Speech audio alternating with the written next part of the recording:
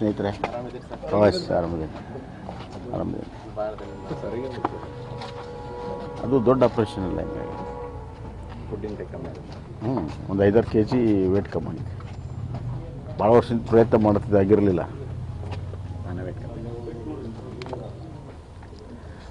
ಸರ್ಕಾರ ಬಂದು 6 ತಿಂಗಳಾಯ್ತು, ಹೆಂಗೆ ನಡೀತಿದೆ ಗೌರ್ಮೆಂಟ್? ಸರ್ಕಾರ ಬಂದು 6 ತಿಂಗಳದ ಪ್ರತಿಬಿಂಬವನ್ನು ತಾವೇ ಜನರಿಗೆ ತೋರಿಸಿದ್ದೀರಿ. ಹೊಸ ಸರ್ಕಾರ ಬಂದಿದೆ ಅಂತಲೇ ಅನಿಸ್ತಾ ಇಲ್ಲ. ಯಾವುದೇ ಅಭಿವೃದ್ಧಿ ಕೆಲಸಗಳು ನಡೀತಾ ಇಲ್ಲ. ನಾವು ಅನುಮೋದನೆ ಮಾಡಿರುವಂಥ ಹಣ ಬಿಡುಗಡೆ ಮಾಡಿರುವಂಥ ಕಾಮಗಾರಿನೂ ಕೂಡ ನಿಲ್ಲಿಸಿದ್ದಾರೆ ಮೌಖಿಕ ಆದೇಶದ ಮೇಲೆ. ಹೀಗಾಗಿ ಪ್ರಗತಿ ಸಂಪೂರ್ಣ ಸ್ಥಗಿತ ಆಗಿದೆ, ಶೂನ್ಯ ಆಗಿದೆ. ಮೊನ್ನೆ ಮಿಡ್ ಟರ್ಮ್ ಫಿಸಿಕಲ್ ಪ್ಲ್ಯಾನ್ ಅವರೇ ಮಂಡಿಸಿದರು ವಿಧಾನಸಭೆಯಲ್ಲಿ. ಮಧ್ಯಂತರ ಹಣಕಾಸಿನ ವರದಿಯನ್ನು ಮಂಡನೆ ಮಾಡಿ ಅದರಲ್ಲಿ ಭಾಳ ಸ್ಪಷ್ಟವಾಗಿ ಅವರೇ ಹೇಳ್ಕೊಂಡಿದ್ದಾರೆ, ಕ್ಯಾಪಿಟಲ್ ಎಕ್ಸ್ಪೆಂಡಿಚರ್ ಕಳೆದ 5 ವರ್ಷದಲ್ಲಿ ಅತ್ಯಂತ ಕಡಿಮೆ ಇದೆ ಅನ್ನುವಂಥದ್ದು. ಕಳೆದ 5 ವರ್ಷದಲ್ಲಿ ಅದು ಪ್ರತಿ ವರ್ಷ ಹೆಚ್ಚಾಕ್ಕೊಂತ ಹೋಗಬೇಕು. ಕ್ಯಾಪಿಟಲ್ ಎಕ್ಸ್ಪೆಂಡಿಚರ್ ಅಂದರೆ ಇದು ಇನ್ಫ್ರಾಸ್ಟ್ರಕ್ಚರ್, ಅಸೆಟ್ ಕ್ರಿಯೇಷನ್, ಅದೇ ಕಡಿಮೆ ಆಗಿದೆ ಅನ್ನುವಂಥದ್ದು. ಇದು ಆರ್ಥಿಕ ದುಸ್ಥಿತಿಗೆ ಹಿಡಿದ ಕನ್ನಡಿ. ಯಾವಾಗಲೂ ಸರ್ಕಾರದ ಪ್ರಾಶಸ್ತ್ಯ ಕ್ಯಾಪಿಟಲ್ ಎಕ್ಸ್ಪೆಂಡಿಚರ್ಗೆ ಭಾಳ ಮಹತ್ವ ಇರೋದು. ರೆವೆನ್ಯೂ ಎಕ್ಸ್ಪೆಂಡಿಚರ್ ಅಂದರೆ ಸ್ಯಾಲ್ರಿ ಮತ್ತು ರಿಟೈರ್ಡ್ ಪೆನ್ಷನ್ನು ಮತ್ತು ಸಾಲ ತೀರಿಸುವಂಥದ್ದು ಅನೌತ್ಪಾದಿಕ ಖರ್ಚಾಗಿದೆ. ಇವತ್ತು ಅವ್ರು ಏನು ಗ್ಯಾರಂಟಿ ಕೊಟ್ಟಿದ್ದಾರೆ, ಈ ವರ್ಷ ಏನು 39,000 ಕೋಟಿ ಖರ್ಚು ಮಾಡ್ತೀವಿ ಅಂತ ಹೇಳ್ತಾರೆ. ನಾನು ಮುಖ್ಯಮಂತ್ರಿಗಳಿಗೆ ಹೇಳೋದಿಷ್ಟೇ, ಇನ್ನಷ್ಟು ಗ್ಯಾರಂಟಿ ಕೊಡಿ, ನಮ್ಮದೇನು ತಕರಾರಿಲ್ಲ, ಜನರಿಗೆ ಹೋಗುತ್ತೆ.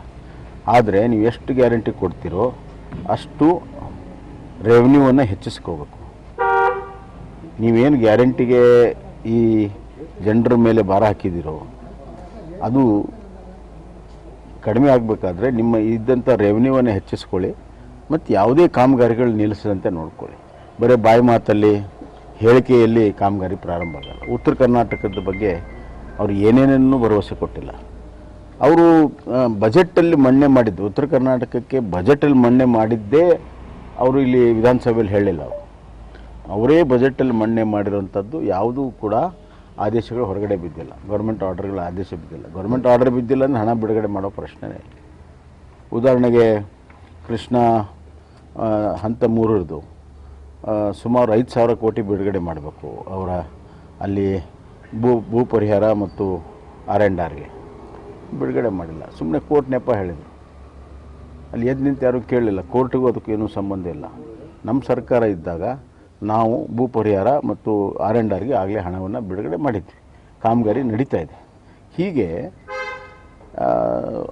ಅದು ಕೇವಲ ಕೃಷ್ಣ ಅಂತೆ ಅಲ್ಲ, ನಾವು ಉತ್ತರ ಕರ್ನಾಟಕದ ನೀರಾವರಿಗಳಿಗೆ ಸುಮಾರು 22,000 ಕೋಟಿ ರೂಪಾಯಿಯನ್ನು ನಾವು ಅನುಮೋದನೆಯನ್ನು ಕೊಟ್ಟಿದ್ವಿ. ಇವ್ರು ಹೇಳ್ತಾರೆ ಬರೀ ಅನುಮೋದನೆ ಕೊಟ್ಟರೆ ಹಣಕಾಸಿನಿಲ್ಲ ಅಂತ. ಇವತ್ತು ಆ ವರ್ಷದ ಬಜೆಟ್ ಅಲ್ಲದೆ ಮುಂದಿನ 3 ವರ್ಷದ ಬಜೆಟ್ಟಿನ ನೋಡಿ ಪ್ರೊಜೆಕ್ಟ್ ಆಗಿರ್ತದೆ. ಯಾವ ನೀರಾವರಿ ಒಂದೇ ಬಜೆಟಲ್ಲಿ ಪೂರ್ತಿ ಆಗೋದಲ್ಲ. ಇದು ಅವ್ರಿಗೆ ಗೊತ್ತಿರೋಂಥ ವಿಚಾರ. ಉದಾಹರಣೆಗೆ ಈಗ ಮಲಪ್ರಭಾ ಆಗಿ ಸುಮಾರು 40-45 ವರ್ಷ ಆದರೂ ಕೂಡ ಇನ್ನೂ ಕೂಡ ಅದರ ಕಾಮಗಾರಿಗಳು ಅಂತಿಮ ಹಂತದ ಆ ರೋಣ ಮತ್ತು ಬಾದಾಮಿ ತಾಲೂಕಿನಲ್ಲಿ ಇನ್ನೂ ಅಂತಿಮ ಹಂತದ ಕೆಲಸಗಳು ನಡೀತಾ ಇದ್ದಾವೆ. ಇದು ನೀರಾವರಿ. ಅದು ಇವ್ರ ಕಾಲದಲ್ಲಿ ಅಪ್ಪರ್ ತುಂಗ ಪ್ರಾರಂಭ ಮಾಡಿದ್ರು, ನೀರು ಕೊಟ್ಟ. ನಾವು ಬಂದಮೇಲೆ ನೀರು ಕೊಟ್ಟಿದ್ವಿ. ನೀವು ಇಷ್ಟೆಲ್ಲ ಅನುಮೋದನೆ ಕೊಟ್ಟಿರಿ ಅಂದರೆ ಅರ್ಥ ಏನಿದೆ? ಆದ್ದರಿಂದ ಜನರನ್ನು ದಾರಿ ತಪ್ಪಿಸೋ ಕೆಲಸವನ್ನು ಮಾಡ್ತಾಯಿದ್ದೆ. ಈ ಸರ್ಕಾರ ಬಂದಮೇಲೆ ಜನರಿಗಂತೂ ಸುಖ ಆಗಿಲ್ಲ. ಸರ್, ಕೇಂದ್ರ ಸರ್ಕಾರದಿಂದ ಸಾಕಷ್ಟು ಅನುದಾನಗಳ ಕೊಡೋದರಲ್ಲಿ ಕೊರತೆ ಉಂಟಾಗಿದೆ ಅಂತ CM ಸಿದ್ದರಾಮಯ್ಯ ನೋಡಿ, ಅದು ರಾಜಕೀಯ. ಇವರೇ ಕೇಂದ್ರ ಸರ್ಕಾರದಲ್ಲಿದ್ದರು, ಇಲ್ಲಿ ಸರ್ಕಾರದಲ್ಲಿದ್ದರು, UPA ಸರ್ಕಾರ ಇತ್ತು. 14 ಹಣಕಾಸಿನಲ್ಲಿ ಹಣ ಬಂದಿಲ್ಲ ಅಂತ ಈಗ ಹೇಳ್ತಾರೆ. ಕೃಷ್ಣ ಬೈರೇಗೌಡರು ಮೊನ್ನೆ ಹೇಳಿದ್ರು, ಯಾರಿದ್ರು? ನೀವೇ ಇದ್ರಲ್ಲ, ಅಲ್ಲಿ ಮೇಲಿದ್ರೆ ನೀವು ಇದ್ರಿ. ಇವತ್ತು ನೀವು 15 ವರ್ಷದ್ದು 20 ವರ್ಷದ್ದು ಲೆಕ್ಕ ಆದರೆ ಆಗಲ್ಲ. GSTಯಲ್ಲಿ ಸಂಪೂರ್ಣವಾಗಿ ಇವತ್ತು ಏನು ಕೊಡಬೇಕು ಅದು ಕೊಟ್ಟಿದ್ದಾರೆ. ಕೆಲವೊಂದು ಇವರು ಇದು ಆಡಿಟ್ ಮಾಡಿ ಕಳಿಸುವಂಥದ್ದಿದೆ, AG ಆಡಿಟ್ ಮಾಡಿ ಕಳಿಸಿದ ತಕ್ಷಣ ಅವನು ಕೂಡ ಬಿಡುಗಡೆ ಮಾಡ್ತೀವಿ ಅಂತ ಹಣಕಾಸಿನ 1 ನಯ ಪೈಸೆನೂ ಕೂಡ ಸದ್ಯಕ್ಕೆ ಬಾಕಿ ಇಲ್ಲ. ಆಡಿಟ್ ಆದ ತಕ್ಷಣ ಅದು ಕಳಿಸಿದ ತಕ್ಷಣ ಅವು ಕೂಡ ಬಿಡುಗಡೆ ಆಗ್ತದೆ. ಸುಮ್ಮನೆ ರಾಜಕೀಯವಾಗಿ ಅವರು ಕೇಂದ್ರ ಸರ್ಕಾರದ ಮೇಲೆ ಗೂಬೆ ಕುಂದಿರಿಸುವಂಥ ಪ್ರಯತ್ನ ಮಾಡ್ತಾರೆ. ಸ್ವಲ್ಪ ದಿವಸದಲ್ಲಿ ಅವರು ಕೂಡ ಕೇಂದ್ರ ಸರ್ಕಾರದಿಂದ ಬರಬೇಕಾಗಿರುವಂಥದ್ದು ಏನಿದೆ ಅನ್ನೋದನ್ನು ಬಿಡುಗಡೆ ಮಾಡಲಿ. ನಾವು ಕೇಂದ್ರ ಸರ್ಕಾರದಿಂದ ಏನು ಬಂದಿದೆ ಅನ್ನೋದು ಕೂಡ ಬಿಡುಗಡೆ ಮಾಡ್ತೇವೆ. ಮತ್ತು ಕೇಂದ್ರ ಸರ್ಕಾರ ಈಗ ಪದ್ಧತಿಯನ್ನು ಬದಲಾವಣೆ ಮಾಡಿದೆ. ನೇರವಾಗಿ ಆ ಇಲಾಖೆಯ ಅಕೌಂಟಲ್ಲಿ ಹೋಗ್ತಾ ಇದೆ ಈಗ. ಮತ್ತು ಅದು ಜಿಲ್ಲಾ ಮಟ್ಟದಲ್ಲಿ ಹಣ ಬಂದಿದೆ. ಬ್ಯಾಂಕ್ಗಳಲ್ಲಿ ನೇರವಾಗಿ ಬ್ಯಾಂಕಿಗೆ ಹಣ ಬರ್ತಾಯಿದೆ. ಮೊದಲೆಲ್ಲ ಸರ್ಕಾರಕ್ಕೆ ಬಂದು ಆಮೇಲೆ ಇಲ್ಲಿ ಬರ್ತಿತ್ತು. ಆವಾಗ ಸರ್ಕಾರ ಅದನ್ನು ಖರ್ಚು ಮಾಡದೇ ಇರೋದನ್ನು ನೋಡಿ ಈಗ ನೇರವಾಗಿ ಆ ಯೋಜನೆಗೆ ಬ್ಯಾಂಕಲ್ಲಿ ಹಣ ಬರ್ತಾ ಇದೆ. ಅದು ನೀವು ಲೆಕ್ಕ ಹೇಳೋದಿಲ್ಲ. ಹೀಗಾಗಿ ಹಲವಾರು ವಿಚಾರಗಳು ಚರ್ಚೆ ಅವಶ್ಯಕತೆ ಇದೆ. ಒಟ್ಟಾರೆ ಹಣಕಾಸಿನ ನಿರ್ವಹಣೆಯಲ್ಲಿ ಈ ಸರ್ಕಾರ ಟ್ಯಾಕ್ಸ್ ತೆರಿಗೆ ಹೆಚ್ಚಾದರೂ ಕೂಡ ಅಭಿವೃದ್ಧಿ ಮಾಡದಿರೋದು ನೋಡಿದರೆ ಹಣಕಾಸಿನ ನಿರ್ವಹಣೆಯಲ್ಲಿ ಭಾಳ ಎಡವಿದ್ದಾರೆ ಅನ್ನುವಂಥದ್ದು ಭಾಳ ಮುಖ್ಯ. ಗ್ಯಾರಂಟಿಗಳು ಕೂಡ ಸಂಪೂರ್ಣವಾಗಿ ಯಾರ್ಯಾರಿಗೆ ಅರ್ಹತೆ ಇದೆ ಅವ್ರಿಗೆ ಕೊಡದೇ ಇರೋದು ಕೂಡ ಭಾಳ ಸ್ಪಷ್ಟವಾಗಿದೆ. ಗೃಹಲಕ್ಷ್ಮಿ ಅಂತೂ ಕೇವಲ 30-35% ಕೊಟ್ಟು ಅಲ್ಲಿ ಸರ್ವರು, ಕಂಪ್ಯೂಟರು ಇದರ ನೆಪ ಹೇಳ್ತಾರೆ. ಈಗ ರೈತರಿಗೆ ಇದು ಬರ ಪರಿಹಾರ ಕೊಡಬೇಕು. ಅದಕ್ಕೂ ಈಗ ಹೊಸದಾಗಿ ಶುರು ಮಾಡಿದ್ದಾರೆ. ನಿಮ್ಮ ಫ್ರೂಟ್ಸಲ್ಲಿ ಸರಿ ಮಾಡಿದರೆ DC ಹೊಣೆ ಅಂತಂದು. ಅದು ಕೃಷಿ ಇಲಾಖೆ ಅಡಿಯಲ್ಲಿ ಬರ್ತದೆ ಫ್ರೂಟ್ಸ್. ಸೊ ಅದು ಈಗಾಗಲೇ ಸ್ಥಾಪಿತವಾಗಿರುವಂಥದ್ದು. ನಮ್ಮ ಸರ್ಕಾರ ಇದ್ದಾಗ ನಾವು 1 ತಿಂಗಳಲ್ಲಿ ಕೇಂದ್ರ ಸರ್ಕಾರ ಏನು ಕೊಡ್ತಿತ್ತು 2 ಪಟ್ಟು ಹಣವನ್ನು ಸುಮಾರು 2,500 ಕೋಟಿಗಿಂತ ಹೆಚ್ಚು ನಾವು 1 ತಿಂಗಳಲ್ಲಿ ಬಿಡುಗಡೆ ಮಾಡಿದ್ವಿ. ನಾವು ಹೆಂಗೆ ಮಾಡಿದ್ವಿ? ಕೇಂದ್ರಕ್ಕೂ ಕಾಯಲಿಲ್ಲ, ಈ ಫ್ರೂಟ್ಸಲ್ಲೂ ನೆಪ ಹೇಳಲಿಲ್ಲ.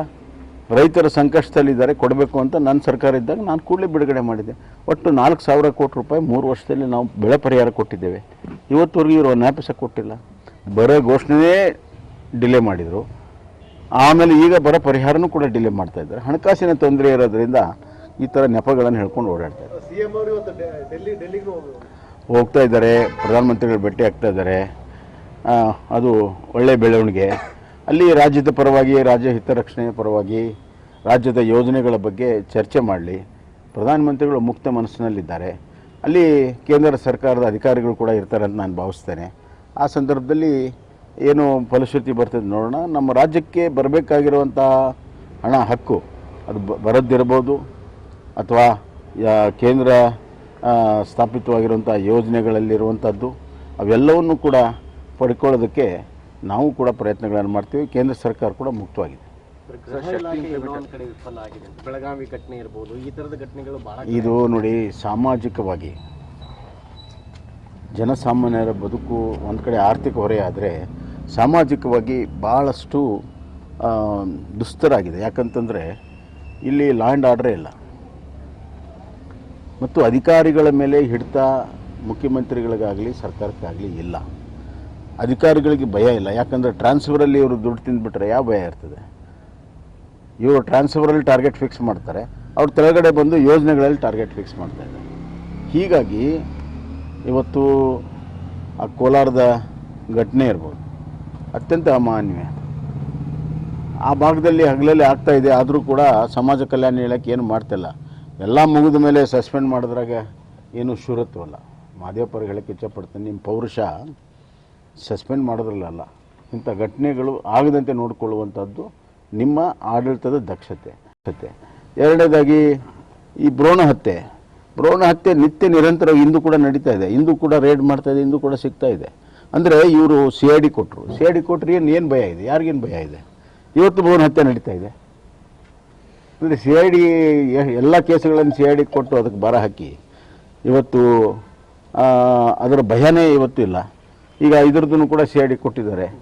ಬೆಳಗಾವದ್ದು ಅತ್ಯಂತ ಅಮಾನ್ಯ, ಇಡೀ ದೇಶದಲ್ಲಿ ಗಮನ ಸೆಳೆದಿರುವಂಥದ್ದು. ಒಬ್ಬ ದಲಿತ ಫ್ಯಾಮ್ಲಿಗಳಿಗೆ ಈ ಥರ ವಿಧಾನಸಭೆ ನಡೆಯುವಾಗ, ಸುವರ್ಣ ಸೌಧ ನಡೆಯುವಾಗ ಇಡೀ ಸರ್ಕಾರ, ಅಧಿಕಾರಿಗಳು, ಹಿರಿಯ ಅಧಿಕಾರಿಗಳು, ಮುಖ್ಯಮಂತ್ರಿಗಳು ಎಲ್ಲರೂ ಇದ್ದಂಥ ಸಂದರ್ಭದಲ್ಲೇ ನಿರ್ಬಿಡಿಯಾಗಿ ಅಮಾನ್ಯ ಕೃತ್ಯವನ್ನು ಇವರು ಮಾಡಿದ್ದಾರೆ. ಅಂದರೆ ಇವ್ರು ಯಾವುದೂ ಭಯನೇ ಇಲ್ಲ. ಇವತ್ತು ಈ ಕಳ್ಳ ಕಾಕರಿಗೆ, ಈ ದರೋಡೆಕೋರರಿಗೆ, ಈ ಥರ ಅಮಾನುಷ್ಯವಾಗಿ ನಡ್ಕೊಳ್ಳೋಂಥವ್ರಿಗೆ ಯಾವುದೇ ಭಯ ಇಲ್ಲ ಅನ್ನೋದು ಭಾಳ ಸ್ಪಷ್ಟ ಆಗ್ತದೆ. ನಾನು ಹೇಳ್ತೀನಿ, ಮುಖ್ಯಮಂತ್ರಿಗಳು ತಮ್ಮ 6 ತಿಂಗಳ ಆಡಳಿತದ ಬಗ್ಗೆ ಆತ್ಮಾವಲೋಕನ ಮಾಡ್ಕೋಬೇಕು ಅಂತ. ಸರ್ ಶಕ್ತಿ ಸ್ಕೀಮ್ ಇಂಪ್ಲಿಮೆಂಟ್ ಆದಮೇಲೆ ಆರ್ಟಿಸ್ಟ್ಗಳು ಬರೋ ದುಡ್ಡು ಇನ್ನೂ ಬಂದೇ ಇಲ್ಲ ಸರ್ 66%. ನೋಡಿ, ನಾನು ಅವತ್ತು ಹೇಳಿದ್ದೀನಿ, ಶಕ್ತಿ ಸ್ಕೀಮು ಇದು ಒಂದು 6 ತಿಂಗಳು ತಡೀರಿ, ಬಸ್ಸುಗಳು ಎಲ್ಲೆಲ್ಲಿ ಕೆಟ್ಟು ನಿಲ್ತಾವೆ ನೋಡ್ರಿ, ಡೀಸೆಲ್ ಇಲ್ಲದೆ ಎಲ್ಲಿ ನಿಲ್ತಾವೆ ನೋಡ್ರಿ ಅಂತ ಹೇಳಿದ್ದೀನಿ. ಈಗ 3 ತಿಂಗಳಲ್ಲಿ ಈ ಪರಿಸ್ಥಿತಿ ಇದೆ. ಇನ್ನೊಂದು ಅದರಲ್ಲಿ ಅವ್ಯವಹಾರ ನಡೀತಾ ಇದೆ. ಜನ ಹತ್ತಲಿಲ್ಲರು ಅಂದರೂ ಕೂಡ ಟಿಕೆಟು ಹರಿತಾ ಇದ್ದಾರೆ, ರಾಜ್ಯ ಸರ್ಕಾರ ಭರಿಸ್ತದೆ ಅಂತ. ಕಂಡಕ್ಟರ್ಗಳಿಗೆಲ್ಲ ಇನ್ಸೆಂಟಿವ್ ಇರೋದ್ರಿಂದ ಇದು ಮುಖ್ಯಮಂತ್ರಿಗಳು ಮಂತ್ರಿಗಳ ಮೂಗಿನ ನೇರಕ್ಕೆ ಇದು ನಡೀತಾ ಇದೆ. ವ್ಯವಸ್ಥೆಯನ್ನು ದುರುಪಯೋಗ ಮಾಡಿಕೊಳ್ಳುವಂಥದ್ದು ನಡೀತಾ ಇದೆ. ಹಿರಿಯ ಅಧಿಕಾರಿಗಳು, KSRTC ಹಿರಿಯ ಅಧಿಕಾರಿಗಳು ಮೌನವಾಗಿದ್ದಾರೆ. ಅಂದರೆ ಯಾವುದು ಸರ್ವಿಸಸ್ಗೆ ರೆವಿನ್ಯೂ ಜನ್ರೇಟ್ ಆಗಬೇಕು, ಅದು KSRTC ಇರ್ಬೋದು ಅಥವಾ ನಮ್ಮ ಎಸ್ಕಾಮ್ಸ್ ಇರ್ಬೋದು, ಆ ಜನ್ರೇಟ್ ಆಗುವಂಥ ಒಂದು ಕೆಲಸಕ್ಕೆ ಕೈ ಹಾಕ್ತಾನೆ. ಇವರು ಈ ಥರ ಫ್ರೀ ಕೊಟ್ಟಿದ್ದರಿಂದ ಸರ್ಕಾರದ ಜವಾಬ್ದಾರಿ ಇದೆ. ಇದರ ದುರುಪಯೋಗ ಆಗೋದು ಖಂಡಿತ. ಒಂದು ಕಡೆ ದುರುಪಯೋಗ ಆಗ್ತಾ ಇದೆ, ಇನ್ನೊಂದು ಕಡೆ ಶಾಲಾ ಮಕ್ಕಳಿಗೆ ಬಸ್ಸುಗಳಲ್ಲಿ ಜಾಗ ಸಿಗ್ತಾ ಇಲ್ಲ, ಸಾಮಾನ್ಯ ಜನರಿಗೆ ಸಿಗ್ತಾ ಇಲ್ಲ, ಬಸ್ಸುಗಳು ಕೊರತೆ ಇದೆ. ನಮ್ಮ ಕಾಲದಲ್ಲಿ ನಾವು 4,500 ಬಸ್ಸುಗಳಿಗೆ ಅನುಮೋದನೆಯನ್ನು ನಾವು ಕೊಟ್ಟಿದ್ವಿ. ಕಲ್ಯಾಣ ಕರ್ನಾಟಕ ಫಂಡು ಮತ್ತು ಬೇರೆ ಬೇರೆ ಇದರಲ್ಲಿ ನಾವು ಕೊಟ್ಟಿದ್ವಿ. ಉದಾಹರಣೆಗೆ NKSRTCಗೆ 100 ಬಸ್ಗಳು ಕೊಟ್ಟಿದ್ವಿ, NWKSRTCಗೂ ಕೂಡ 100 ಬಸ್ಗಳನ್ನು ಕೊಟ್ಟಿದ್ವಿ, ಮತ್ತು ಅಡಿಷ್ನಲ್ ಆಗಿ ಬಜೆಟಲ್ಲಿ ಕೂಡ ಹಣವನ್ನು ಇಟ್ಟಿದ್ವಿ ಅದಕ್ಕೆ. ಆದರೆ ಈ ಬಜೆಟ್, ಈ 2ನೇ ಬಜೆಟ್ ಬಂದ ಮೇಲೆ ಆ ಹಣವೂ ಕೂಡ ಅದರಲ್ಲಿ ಕಾಣ್ತಲ್ಲ, ಎಲ್ಲ ಶಕ್ತಿ ಯೋಜನೆಗೆ ಇಟ್ಟಿದ್ದಾರೆ.